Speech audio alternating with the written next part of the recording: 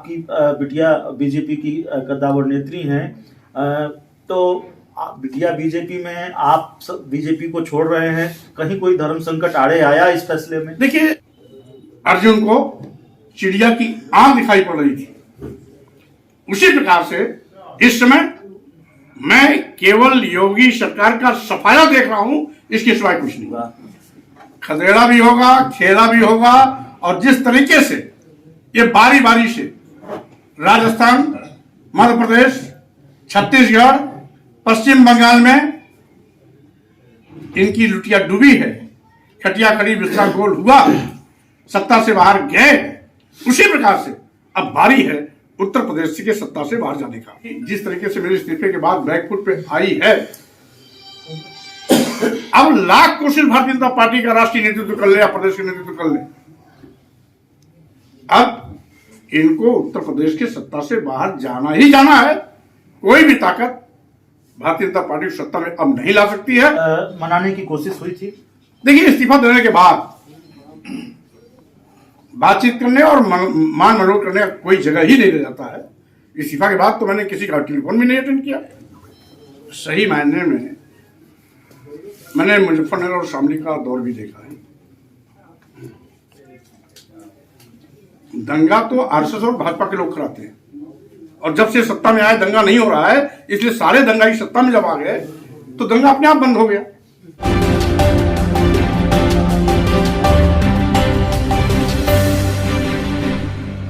नमस्कार, आप देख रहे हैं आर लाइव और मैं हूं अभिषेक मिश्रा। हम उत्तर प्रदेश में हैं और उत्तर प्रदेश की राजधानी लखनऊ में हैं। इस वक्त हमारे साथ वो शख्सियत हैं जिनकी चर्चा इस विधानसभा चुनाव में खूब हुई और खासे सुर्खियों में हैं। स्वामी प्रसाद मौर्य, उत्तर प्रदेश सरकार के पूर्व मंत्री, और उत्तर प्रदेश की सियासत में इनका रसूख क्या है ये बताने की जरूरत नहीं है। बीजेपी छोड़ दी सर, आप समाजवादी पार्टी में आ गए और बड़ा भूचाल ला दिया आपने यूपी की सियासत में। देखिए, जब कभी कोई बात मुद्दों पर चलती है तो सियासत में उलटफेर भी होता है, उथल पुथल भी होता है, और जन जन में चर्चा भी होती है।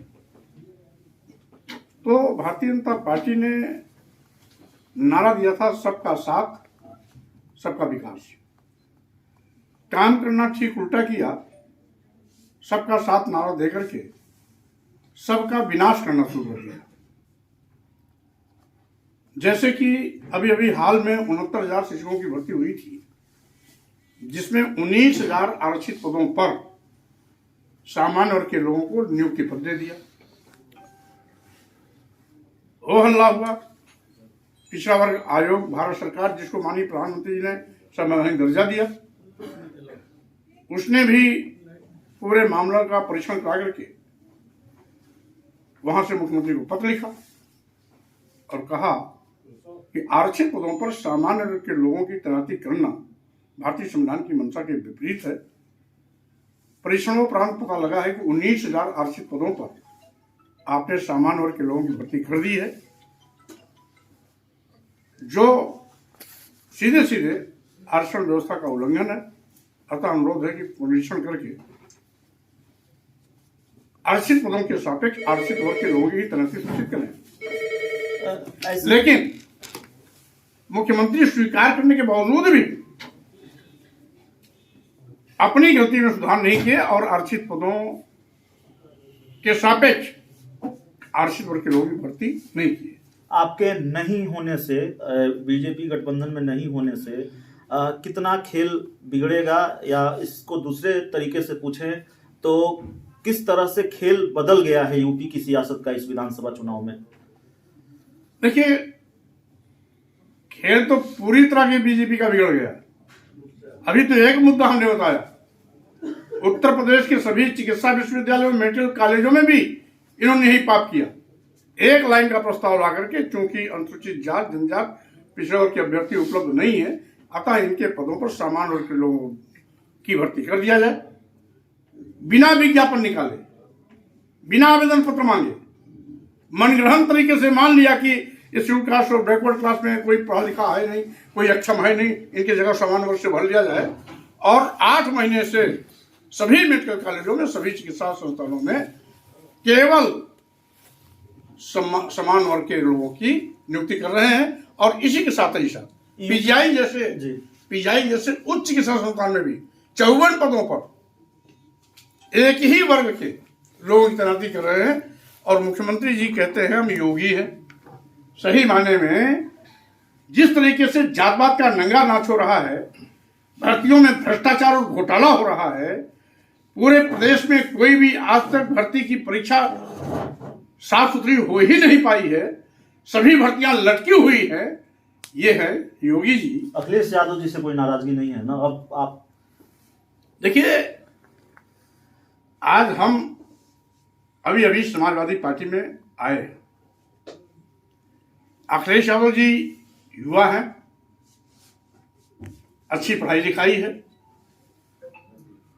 मिलिट्री स्कूल के प्रोडक्ट हैं और साथ ही साथ एक बार उत्तर प्रदेश के मुख्यमंत्री भी रह चुके हैं।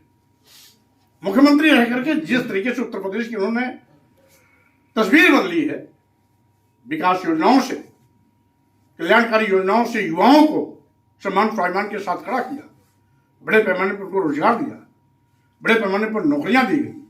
स्वाभाविक रूप से आज पूरे प्रदेश का युवा बेरोजगार नौजवान जो नौकरियों के नाम पर केवल लाठियां खाई है, अपने को ठगा महसूस कर रहा है। वो चाहता है कि अखिलेश यादव जी के नेतृत्व में सपा की सरकार बने, जिससे कि फिर से हमें सम्मानजनक जिंदगी जीने का अवसर मिले। क्या स्वामी प्रसाद मौर्य जी के साथ ये धर्म संकट भी था? उनको बीजेपी से अलग होकर समाजवादी पार्टी के साथ जाना है।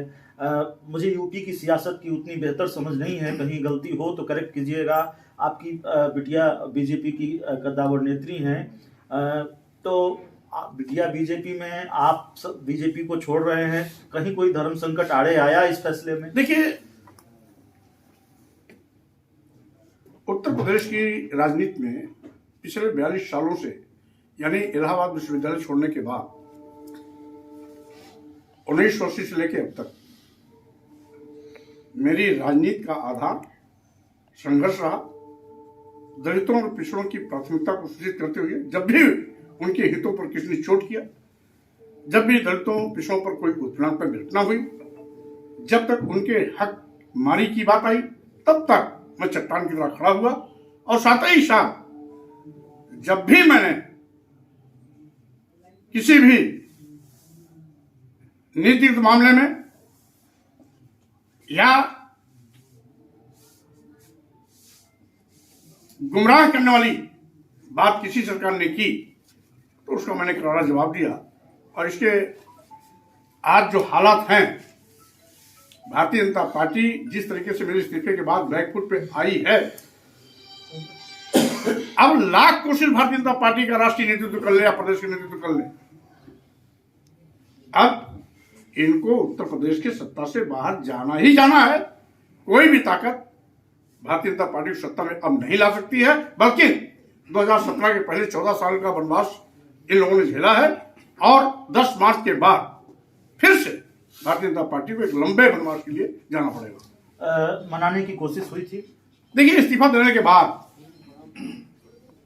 बातचीत करने और मान मनोर करने का कोई जगह ही नहीं रह जाता है। इस्तीफा के बाद तो मैंने किसी का टेलीफोन भी नहीं अटेंड किया, चाहे राष्ट्रीय नेतृत्व रहा, चाहे प्रदेश का कोई नेतृत्व रहा। अगर इस्तीफा दिया तो दिया, फैसला किया तो किया। अगर कमान से निकली तीर वापस नहीं होती है तो स्वामी प्रसाद मौर्य का लिया गया राजनीतिक फैसला भी कभी वापस नहीं होगा। आप कह रहे हैं खेल बिगाड़ेंगे, वाकई ये लड़ाई इतनी आसान है क्या? यूपी के मुख्यमंत्री योगी आदित्यनाथ के लगातार कई ट्वीट्स में देख रहा था, 2 ट्वीट्स मुझे याद आते हैं। उन्होंने कहा कि जिन्होंने हिंदुओं पर गोली चलाई वो कैसे वोट मांगेंगे, मुजफ्फरनगर के दंगों में हिंदू मारे गए थे। तो ये जो पूरी सियासत है, इस सियासत से कैसे पार पाना है? देखिए, सही मायने में मैंने मुजफ्फरनगर और शामली का दौर भी देखा है। दंगा तो आरएसएस और भाजपा के लोग कराते हैं, और जब से सत्ता में आए दंगा नहीं हो रहा है, इसलिए सारे दंगाई सत्ता में जब आ गए तो दंगा अपने आप बंद हो गया। रही बात आज अब भारतीय जनता पार्टी ट्वीट या सोशल मीडिया कितनी भी चला ले, प्रदेश की जनता इनसे सजग हो गई, सावधान हो गई, इनके तिगड़म को समझ गई और साथ ही साथ अंधा बाटे रेवड़ी अपन अपन का दे, ये संदेश चला गया कि योगी को केवल प्यारा है अपनी जात और बिरादरी का, और साथ ही साथ चंद उससे अगर कुछ बचा तो अन्य बड़ी जातियों को, यह दलित और पिछड़ों को तो अपना दुश्मन मानते हैं, नारा देते हैं 80-20 का, नारा देते हैं हिंदू मुस्लिम का।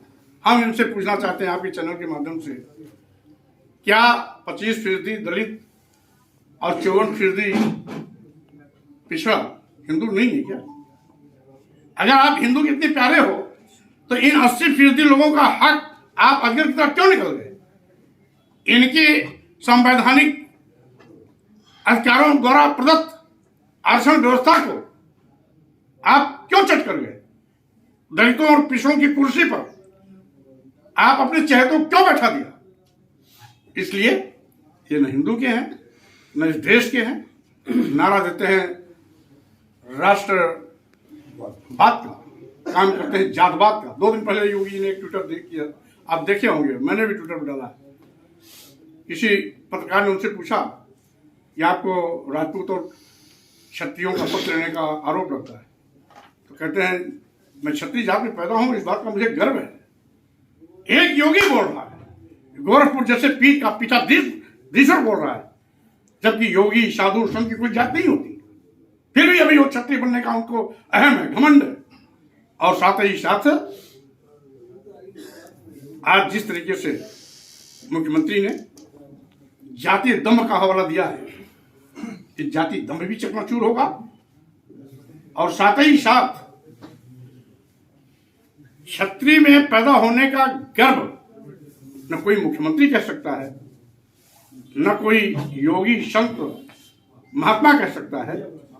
ये कहीं न कहीं ये सोच इनकी राष्ट्रवादी नहीं, ये सोच इनकी जातिवादी। अगर आपका दावा यही है कि पूर्ण बहुमत से समाजवादी पार्टी की सरकार आएगी, बीजेपी का दम टूटेगा, तो क्या हम ये माने आपके दावे के मुताबिक कि हम इस वक्त उत्तर प्रदेश के भावी डिप्टी सीएम से बात कर रहे हैं? देखिए, वो सपा की सरकार बनना तय, किसको क्या पद मिलेगा ये बात की बात है। इस पर तो 10 मार्च के बाद, परिणाम आने के बाद हम लोग आपस में बैठेंगे, आपसी राय मशवरे सलाह से जो कुछ होगा वो किया जाएगा। लेकिन अभी एक ही, जिस प्रकार से अर्जुन को चिड़िया की आंख दिखाई पड़ रही थी, उसी प्रकार से इस समय मैं केवल योगी सरकार का सफाया देख रहा हूं, इसके सिवाय कुछ नहीं। आपके मित्र, आखिरी सवाल है हमारा, आपके मित्र ओम प्रकाश राजभर कहते हैं कि खदेड़ा होगा। स्वामी प्रसाद मौर्य क्या सोचते हैं, बड़ा खेला होगा या खदेड़ा होगा? खदेड़ा भी होगा, खेला भी होगा।